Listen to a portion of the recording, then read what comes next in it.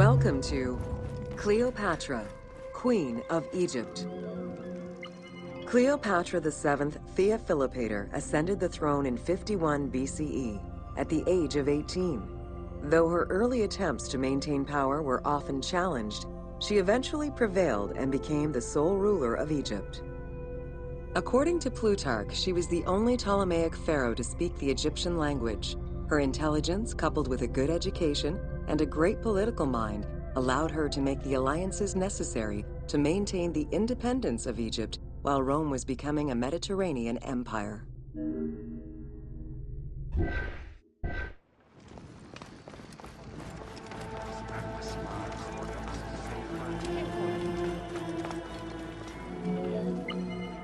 It is important to understand that Cleopatra's knowledge of Egyptian language and keen understanding of the culture allowed her to make powerful ideological reference that resonated with ancient Egyptians.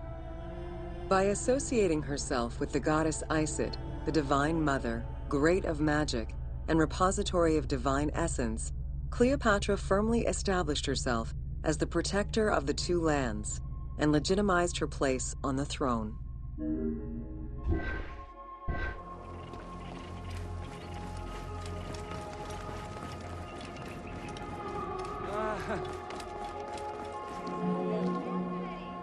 Upon his death in 51 BCE, Ptolemy XII Aulus bequeathed his kingdom to his daughter and eldest son, Cleopatra VII and Ptolemy XIII.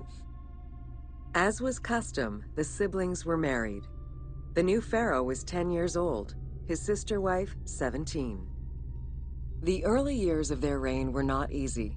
Between 50 and 48 BCE, droughts and floods aggravated Egypt's problems. General Achilles and the royal advisor Pothinos kept intervening in the young ruler's political decisions and eventually colluded to turn Ptolemy XIII against Cleopatra. By 48 BCE, Cleopatra was in exile.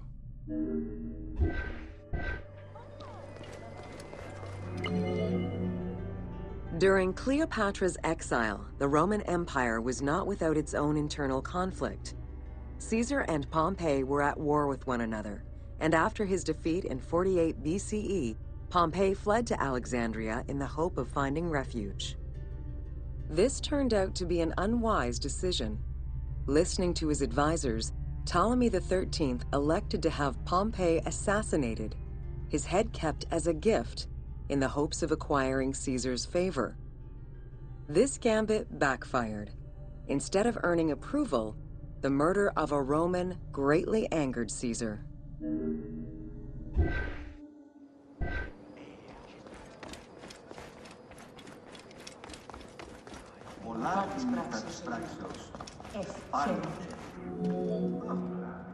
Cleopatra, aware of Caesar's anger against Ptolemy for the murder of Pompey, decided to take advantage of the situation.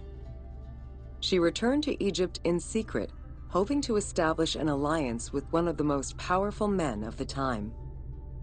Outside of the legend, where she had herself smuggled into his quarters in a carpet, what exactly happened during that fateful meeting remains a mystery. However, Caesar seemed to see a better ruler for Egypt in Cleopatra than in her young and too easily influenced brother. Invoking Ptolemy XII's will, Caesar attempted to mediate peace between the siblings.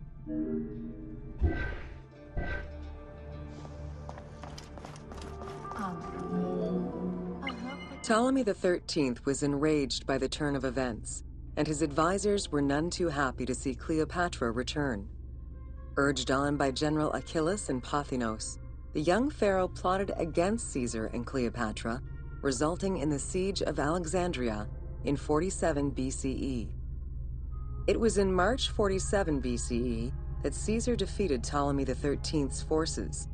The young pharaoh drowned in the Nile after having fled the battlefield. With her opponents dead or powerless, Cleopatra married her other much younger brother, Ptolemy XIV, and finally claimed the throne of Egypt for good. The end of the Alexandrian War also cemented the romantic and political alliance between Cleopatra and Caesar.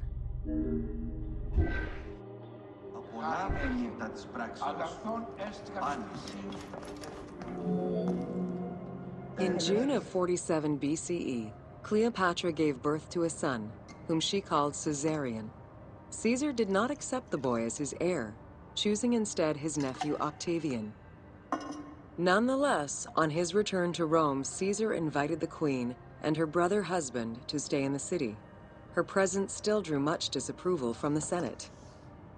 Always a strategist, Caesar left 4 legions in Egypt and a man he trusted to direct Egyptian affairs, giving him control of the wheat supplies essential to Rome.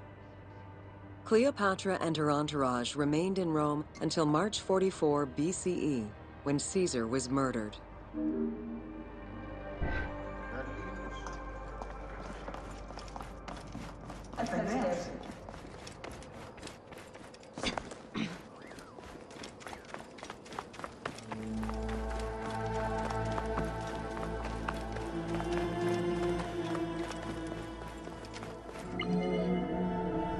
Caesar's most faithful ally, Mark Antony, often visited the Queen of Egypt during his stay in Rome.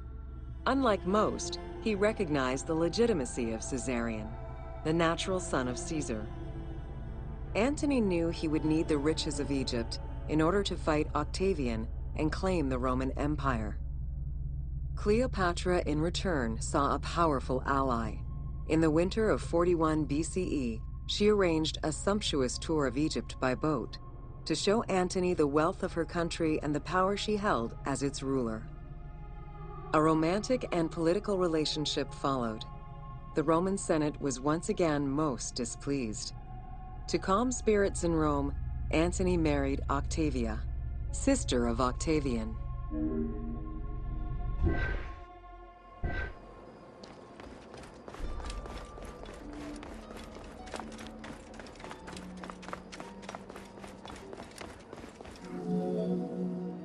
Despite his marriage to Octavia, Antony remained Cleopatra's lover, and she gave birth to their children. Cleopatra increased her kingdom's territory and started a political propaganda alongside her lover in Egypt and beyond. She hoped to create a Ptolemaic federal empire with Alexandria at its center. Antony eventually repudiated his Roman wife for the Egyptian queen, much to the dismay of the Roman elite.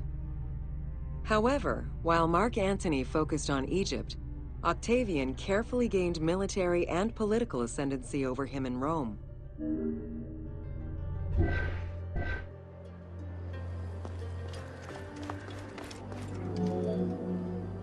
Octavian managed his own propaganda campaign and succeeded. The Roman people hated Mark Antony and Cleopatra. To avoid the censure still inherent in attacking a fellow Roman, Octavian simply declared war against Egypt. Rome's power still reigned supreme. The powerful Egyptian fleet, led by Cleopatra as well as Mark Antony's forces, were defeated in 31 BCE in Actium.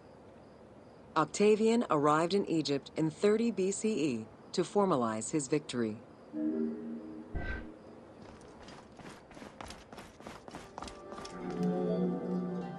The following events remain difficult to confirm due to the many versions and legends around them. It is believed that after hearing a rumor about Cleopatra's suicide, Mark Antony committed suicide himself. He was brought to the queen as he slowly passed away. Knowing that Octavian would have her chained and paraded through Rome in defeat, Cleopatra planned her own suicide. She most likely killed herself with arsenic, though admittedly, the version where she uses an asp to deliver a fatal bite may be considered more dramatic. What happened to the body of Cleopatra is still a mystery.